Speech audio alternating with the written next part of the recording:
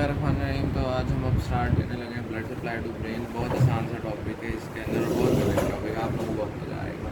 ठीक है, तो अब हमारे पास सबसे पहले आपने ब्लड सप्लाई है और ब्रेन से मैंने ये जो ब्रेन बना दिया ना, इसके अंदर आपके पास सबसे पहले ऊपर वाला जो सेरिब्रम का पार्ट है वो भी आ जाता है। उसके बाद जो ब्रेन स्टेम है वो भी आ जाता है, और साथ ही साथ हम ना स्पाइनल कॉर्ड की भी ब्लड सप्लाई, इन तीनों चीज़ों की हम एक साथ ही ब्लड सप्लाई सारी पढ़ लेंगे। तो अब इन सारी को आपको ब्लड सप्लाई करने से पहले ना मैं आपको बता दूं कि इसके सबसे पहले आर्टरीज़ और वेन अलग अलग पड़ेंगे ना। तो आर्टरीज़ जो है ना, जिन्होंने ब्रेन तक जाना है, उसको दो सिस्टम्स में डिवाइड कर दिया गया है। एक सिस्टम होता है वर्टिब्रो बेसिलर सिस्टम, और एक होता है इंटरनल कैरोटिड सिस्टम।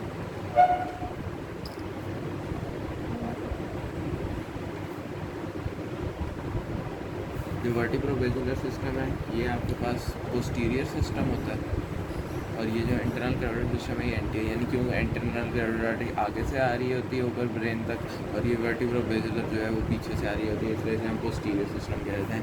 इन दोनों के बारे में ये बात याद रखनी है कि ये दोनों आपके पास सब एरेक्नोइड स्पेस के अंदर पाए जाते हैं। सब एरेक्नोइड स्पेस जो होती है ना, जहाँ पे CSF प्रेजेंट होता है, तो यानी हमें पता चल गया कि ये जो आर्टियल सिस्टम है ये CSF में फ्लोट करता है, तो CSF के अंदर ये पाई जाएंगी। अब हम देखते हैं बारी बारी दोनों सिस्टम्स को, इंटरनल कैरोटिड सिस्टम क्या है और वर्टिब्रो बेसिलर सिस्टम क्या है। ठीक है, तो इंटरनल कैरोटिड सिस्टम की अगर हम पहले बात करें तो इसके अंदर हम क्या करेंगे कि हमारे पास ना इंटरनल कैरोटिड आर्टरी ने कहाँ से निकलना होता है। तो आप बताइए, हमने हार्ट अगर हम बना लें करके, ठीक है, और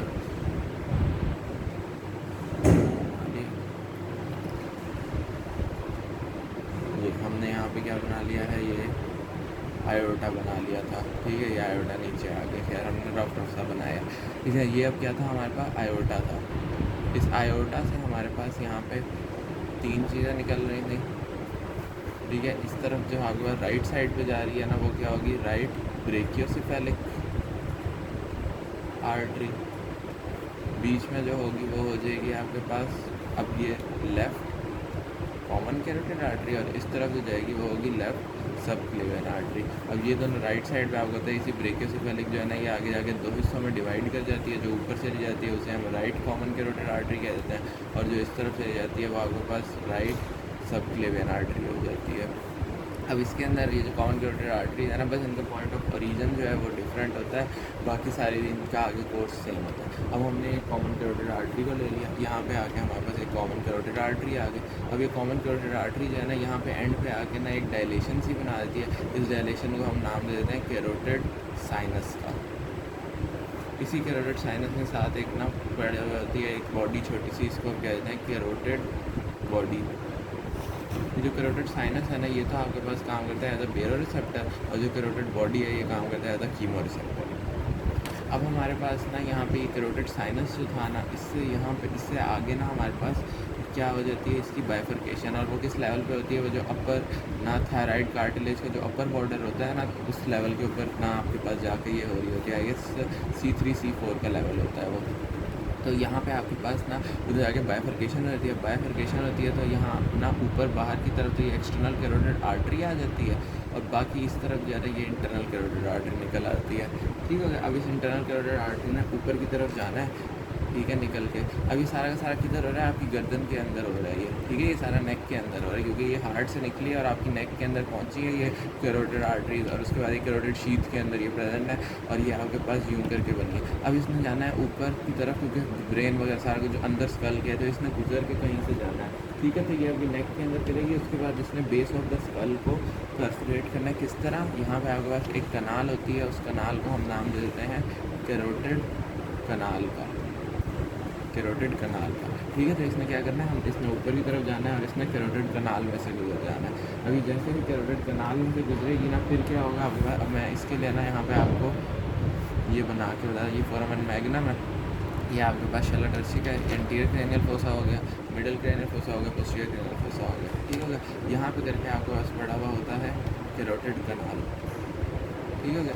अब हमने क्या किया यहाँ पे, और मैं अगर यहाँ से भी करके दिखाऊँ आपको, तो ये यूँ करके हमने ये 3 फोसास बनाए हुए, anterior cranial fossa, middle cranial fossa, inferior cranial fossa, और यहाँ पे करके आपके पास क्या पड़ी हुई है, यहाँ पे आपका कैरोटिड कनाल पड़ी हुई है। तो ये यहीं से ये जो आर्टरी थी ना, ये आपके पास आती है, यहाँ से ऊपर की तरफ जाती है, और यहाँ से अब ये निकल रही है इंटरनल कैरोटिड आर्टरी। अब आपको पता है कि यहाँ पे ना इसके साथ प्रेजेंट होता है, यहाँ पे शैलो टर्शिका के साथ आपके पास प्रेजेंट होता है कैवर्नस साइनस।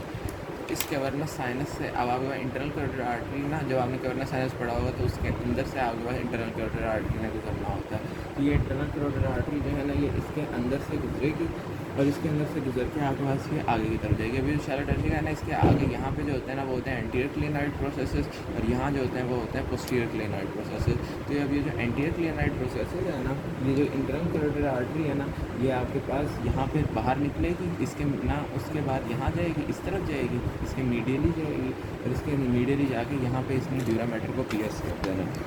ठीक है, इसने ड्यूरा मैटर को पियर्स कर दिया यहाँ पे। अब ये ड्यूरा मैटर यहाँ पे पियर्स हो गया। अब ड्यूरा मैटर पियर्स जब होने के बाद अब हम यहाँ पे कहाँ पहुँच गई है, यहाँ पे पहुँच गई है सब एरेकोनॉइड स्पेस के अंदर। ड्यूरा मैटर जब पियर्स हो गया तो सब एरेकोनॉइड स्पेस के अंदर पहुँच गई है। और उसके बाद ये क्या होगा, अब ये जाके आपके पास एंड कहाँ पर होगी, तो इसमें जाके एंड हो जाना है medial end of the lateral cerebral circus के अंदर। अब वो क्या होता है, आपको पता है कि यहाँ पे आपके पास ये करके ब्रेन है ना, तो ये लैटरल सेरेब्रल सर्कस ये है, लेकिन ये जो बाहर वाली तरफ हम देखते हैं ये लैटरल साइड होती है, क्योंकि ये आपके पास इधर मीडियल साइड में पहुँच गया ना, तो ये इसके यानी अगर आप 2 हाफ्स में देखें तो ये यहाँ पे जो यूँ करके यहाँ पे यूँ करके पड़ा हुआ है ना, तो ये यहाँ पे पहुँच जाएगी इंटरनल कैरोटिड आर्टरी। ठीक है, तो यहाँ तक ये हमने इसको देखा। अब यहाँ पे आके इसमें 2 ब्रांचेज में डिवाइड हो जाएगी, और वो जो 2 ब्रांचेज हैं वो कौन कौन सी होंगी, वो उसकी हो जाएंगी एंटीरियर सेरेब्रल आर्टरी और मिडल सेरेब्रल आर्टरी। तो अब यहाँ से अगर हम देखें इसको ही, तो यहाँ पे फिर हमारे पास ऊपर की तरफ आई थी ये कैरोटिड कनाल जो है ना, यहाँ से गुजरती है। अच्छा, अब यहाँ पे ना ये आपके पास क्योंकि कैरोटिड कनाल स्टार्ट में तो चलो यहाँ पे हो जाती है, लेकिन ना इसका क्या होता है, यूँ करके ये बड़ी हुई होती है कैरोटिड कनाल का सुराख यहाँ पे, तो लेकिन अंदर की तरफ इतना बड़ा नहीं होता। तो क्या करते हैं, इंटरनल कैरोटिड आर्टरी यहाँ से गुजर के यहाँ पे एक होता है फोरामेन लेसरम, तो ये इस फोरामेन लेसरम में से गुजर के ऊपर गिर आती है। इतनी इंपॉर्टेंट बात नहीं है, लेकिन आपको फिर भी आनी चाहिए। उसके बाद यहाँ से ऊपर की तरफ गई, यहाँ पे पड़ा हुआ था कैवर्नस साइनस, ये इस कैवर्नस साइनस के अंदर से गई, कैवर्नस साइनस से निकलेगी यहाँ पे एंटीरियर क्लियनाइड प्रोसेस के दरमियान मीडियली आके, और यहाँ पे इसमें 2 हिस्सों में डिवाइड हो जाना। एक जो हो जाएगी वो हो जाएगी मिडल सेरेब्रल आर्टरी, और एक हो जाएगी आपके पास एंटीरियर सेरेब्रल आर्टरी। ये मिडल सेरेब्रल आर्टरी और ये इसकी टर्मिनल ब्रांच है। अब अगर हम इस ना ये जो हमने कैरोटिड सिस्टम पढ़ा है ना, इसकी मैं ब्रांचेस की बात करूँ ना, कि इंटरनल कैरोटिड आर्टरी में सेरेब्रम के अंदर जाके कौन सी ब्रांचेस दी हैं, तो यहाँ पे ना सबसे पहली जो ब्रांच आएगी ना, वो इधर कैवर्नस साइनस वाली जगह पर आएगी। ठीक है, और वो कैवर्नस साइनस वाली कौन सी, यहाँ से कौन सी आएगी, यहाँ से जो ब्रांच निकलेगी उसको हम नाम दे देंगे ऑप्थेल्मिक आर्टरी का, ऑप्थेल्मिक आर्टरी का। ठीक है, ये ऑप्थेल्मिक आर्टरी यहाँ से निकलेगी। इसने क्या करना है, यहाँ पे आपके पास ये जो है आपके पास है ना, ये क्या है, ऑप्टिक कनाल है, ऑप्टिक कनाल। इस ऑप्टिक कनाल के अंदर से गुजरेगी, ऑप्टिक कनाल में से गुजर के इसने आगे की तरफ जाना है, और इसने जाके सप्लाई कर देना है आई और ऑर्बिट के सारे रिलेटेड स्ट्रक्चर्स को। ठीक है, और इधर मेन जो आर्टरी ये देगी ना, वो हो जाएगी सेंट्रल रेटिनल आर्टरी। ये हो गया। अच्छा, उसके बाद हमारे पास देखें अगर हम और कौन कौन सी ब्रांचेज आती हैं, तो ये जो आपके पास जहाँ पे मैंने बताया ना कि इसने यहाँ पे ये बाइफरकेट करती है। ठीक है, तो ये तो इसकी 2 होगी ना, ये 2 ब्रांचेज एंटीरियर सेरेब्रल आर्टरी और मिडल, इनकी मैं में बात करता हूँ। इसी बाइफरकेशन पॉइंट से पहले वाले ना, ये एक आपको ब्रांच देती है। ठीक है, और वो आपके पास कौन सी ब्रांच होती है, वो आपके पास होती है कोरॉइडल आर्टरी, कोरॉइडल आर्टरी। और ये कोरॉइडल आर्टरी क्या करते हैं, क्योंकि यही वो जगह है जहाँ पे आपके पास क्या पड़ा हुआ होता है, लैटरल वेंट्रिकल पड़ा हुआ होता है। ठीक है, यहाँ पे करके यूँ लैटरल वेंट्रिकल और उसका ये इन्फीरियर हॉर्न पड़ा हुआ है ना, तो ये कोरॉइडल आर्टरी आती है और inferior horn of the lateral ventricle में घुसती है, और वहाँ जाके ये क्या बना देती है, कोरॉइड प्लेक्सस बना देती है। कोरॉइड प्लेक्सस क्या होता है, जो कि CSF प्रोड्यूस करता है, उसे हम कोरॉइड प्लेक्सस कहते हैं। तो ये कोरॉइड प्लेक्सस रहती है, और इसमें सप्लाई किस चीज़ को करना होता है, तो ये MCQ यहाँ से पूछा जा सकता है। इस कोरॉइडल आर्टरी में 4 चीज़ों को सप्लाई करना होता है। एक तो क्रस सेरिब्राई को ये करती है। क्रस सेरिब्राई आपको पता है कि मिड ब्रेन का हिस्सा होता है, मिड ब्रेन का जो लोअर पार्ट होता है उसको हम क्रस सेरिब्राई कह रहे हैं। दूसरा हमारे पास लैटरल जेनिकुलेट बॉडी जो कि थैलेमस की होती है, उधर करेगी। इसके अलावा जो ऑप्टिक ट्रैक्ट बनता है उसको सप्लाई करेगी।